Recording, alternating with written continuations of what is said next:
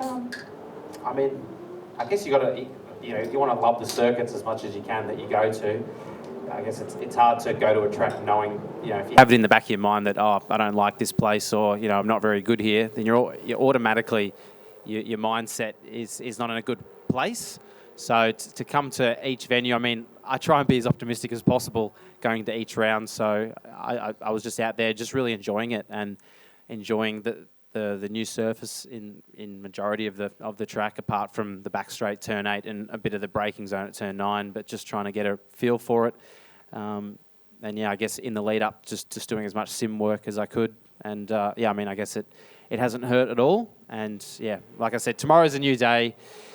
Probably don't need to read into too much with today in terms of where everyone else was. But a good start for us anyway.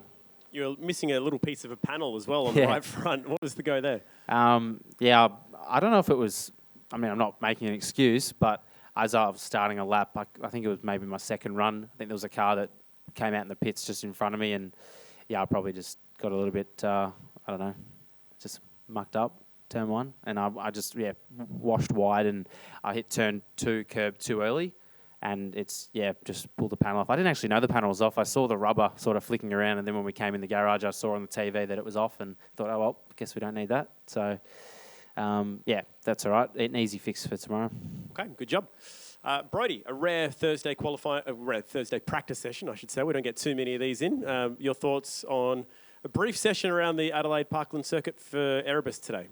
Yeah, it was quite good for our team. Obviously, like Tom said earlier, not many cars got a lap in, but I thought we made pretty good changes throughout the session, and sort of found a direction that we need to keep going down. So George did a great job with that, and was sort of pretty confident coming to this round after the last couple of rounds we've had, and sort of had a bit of a bad patch throughout the half of the year. So we've changed a few things and how we sort of do things now. So seems to be paying off so far. So just need to keep on building on that, and everyone's in good spirits, and the track's pretty sort of loose, so it's very fast but non-forgiving. So had a few moments out there, but just have to see what happens tomorrow. I think the track's just going to keep on getting faster and faster. So as long as we stay on top of that, and as well as make the car better, I think we'll be okay.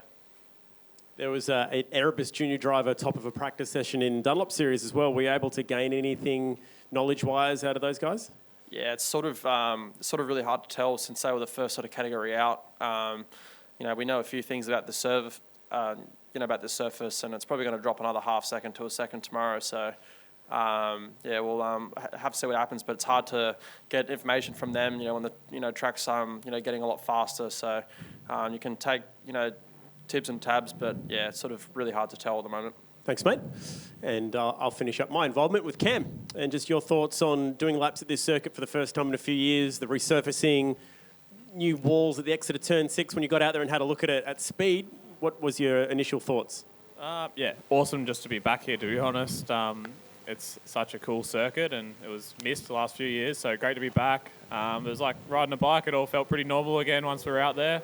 Obviously, the resurfacing has been the talking point, and it's just throwing up the normal stuff that it does when you resurface a track, being a little bit loose and whatnot. So we're just trying to get the car a little bit nicer to drive, and we found a bit of a direction, but it is only Thursday practice. It's been a good year for speed, particularly for yourself, and we've seen Tom up there in the front row with you as well at times and getting top 10 shootouts. But there's been some crash damage throughout the course for Tickford. How good would it be to just finish off what's been a really difficult year there for the team and the guys rebuilding cars with a really solid result, maybe even a win here this weekend?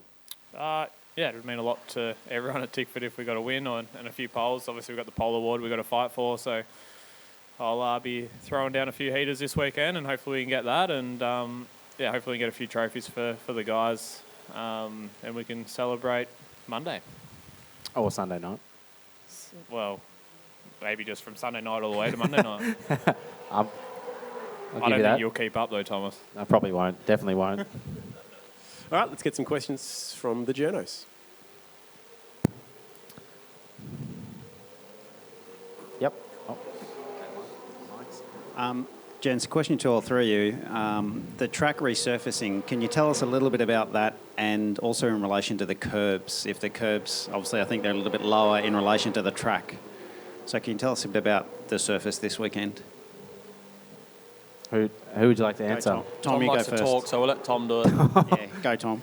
Well, the track is quite dark.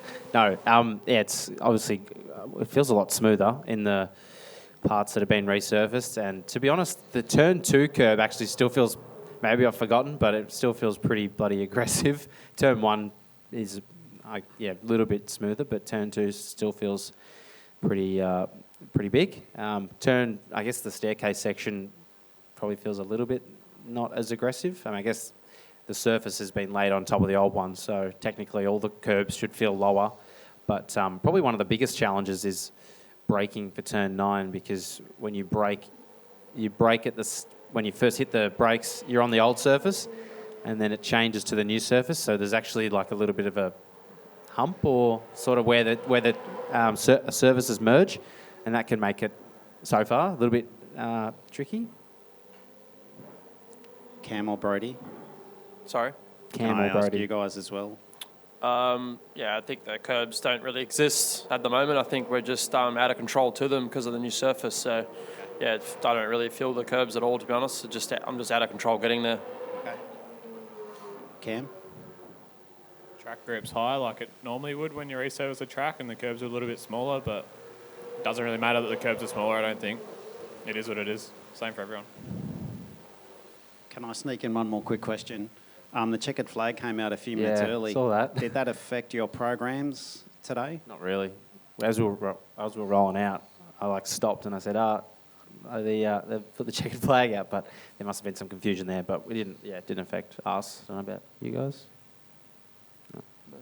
Thank you. Didn't even know that happened. Guess you finished second, so it didn't affect you too bad. Yeah, it's Thursday. Yeah, sure is. Gents. No worries. Cam, Tickford put out an announcement yesterday that they've got 2 new Super 2 drivers coming through the ranks, which is awesome to see. You've seen a lot of good fast drivers come up through the ranks of this Tickford family. Just your thought on the new breed of drivers coming through to join the team next year in Ellie Morrow and Brad Vaughan. Yeah, it's awesome to welcome those 2 to the team for next year. 2 cars would be great. They've joined a long list of other guys that have come through the Tickford program. So it's awesome for them. It's awesome for Tickford to continue that program. And it's not just, the drivers, but it's the mechanics and the engineers and everyone that we're training up in our DVS program. So it's, pretty important for our team. And, we'll get them up to speed next year and winning races like Zachy is now. And Tom, you had a year out of the sport before ultimately getting your chance to take a full-time ride. We don't really know what Zach's plans are for next year, but he's going to be retained by Tickford. Do you think maybe he could be lucky enough to do something like you've done in the last couple of years? Yeah, possibly. I mean, we were trying pretty hard to get that full-time drive last year, but things sort of held us back there. But the wildcard program was a great alternative. Doing, I think, three races plus a co-drive at Bathurst, and I guess next year there will be the Sandown 500, which is going to be a co-driver race. So that's another race for Zach, I guess. I don't know what his plans are, whether he's going to do wildcards or not. I guess that means building another Gen 3 Mustang. So that's, not up to me. But I guess that program I felt was really beneficial anyway going into 2022 this year, because you just, you have more races, a lot more sets of tyres, and you learn quite a lot. The progression is pretty steep. But coming off winning the championship in the Super 2 the year before, I think that was the next best thing from not being able to get a full-time drive. Cool, copy that. Last call.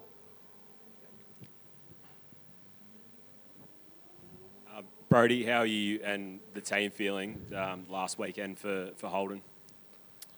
Yeah, it's sort of a bit of an interesting one. Obviously 2020 was, last time we were here was the announcement that Holden were leaving. So, and then, for this round to be the last one for Holden, and obviously being a Holden town is going to be, quite a big one. And, it feels a bit surreal at the moment. But, it is happening. And, we got on Gen 3 next year with Camaro. So, excited for the future and, glad to be a part of the past.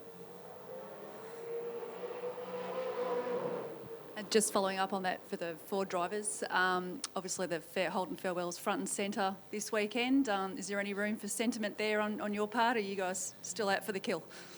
Out for the kill, 100%. Yeah. Thomas? No. Yeah, absolutely. So, look, it's a big thing for Holden and for Australia, really. Like Ford and Holden Australia were, I think every family at some point owned a Holden or a Ford, and our family have owned Holdens over the years, and I guess it's in a way it's a big chapter in history coming to a close. But for us this weekend, as Ford drivers, You're in trouble now, mate. why? I'm just being honest. Honesty is the best policy, isn't it? We're, I want to keep it up the front. Can't wait, guys. Thank you very much for your time, and maybe see you back here tomorrow.